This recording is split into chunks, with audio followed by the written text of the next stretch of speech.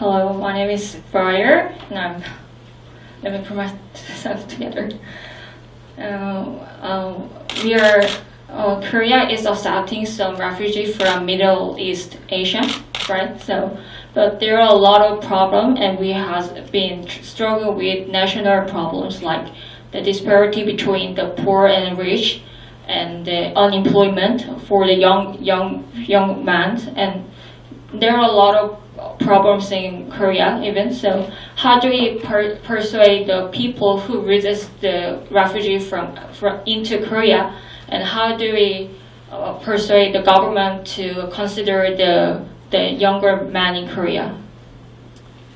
Right, and I think, of course, these are both problems that need to be addressed, so one doesn't exclude the other, and when those people who oppose refugees, when they're saying, oh, we have so many problems ourselves, we cannot solve it.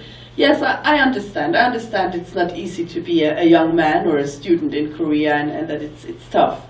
But it's nothing like living in a war zone where your family is being bombed every day, or where you are having to hide from the police because you think you are going to be tortured.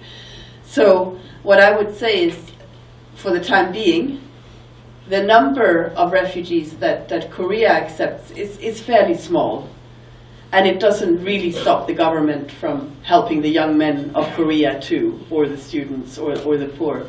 So it's a matter of will and political generosity.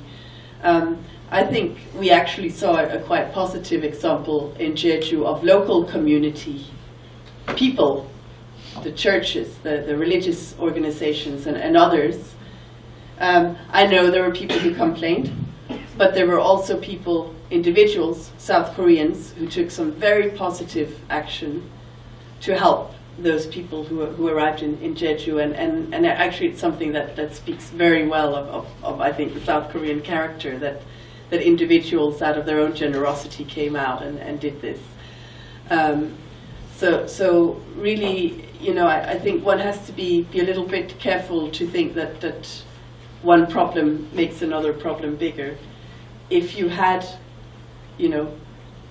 100,000 refugees knocking on the doors and arriving in South Korea every year, then I think you would probably have to have a different solution. But the numbers now are quite low.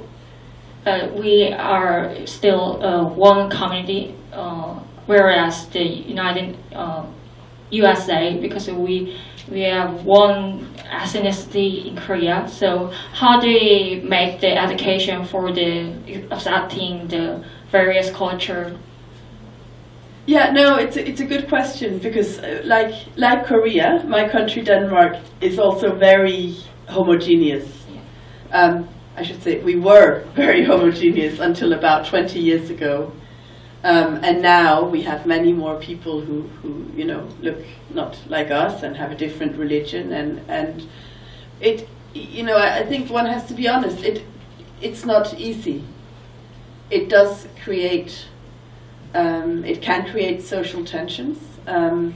It forces us as Danish people to look beyond our everyday problems and issues and ways of thinking. But in the long run, it's probably also healthy to have these new ideas come in. And while we say that movement of people have taken place always, whether it's between Korea and Japan, or Korea and China, or the Central Asian countries, this movement and migration of people is really not anything new.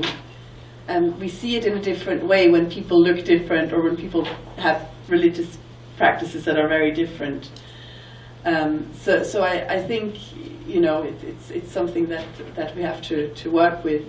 Young people play a particular important role, because you guys are probably less set in your ways and less prejudice, and able to adapt more to the changes that are happening in society.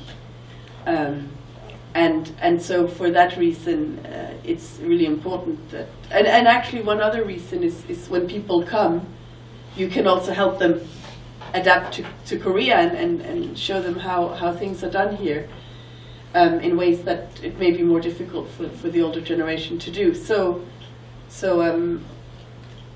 yeah, it's not easy, but I think raising awareness about where people are coming from and human rights in general is a good starting point. Thank you.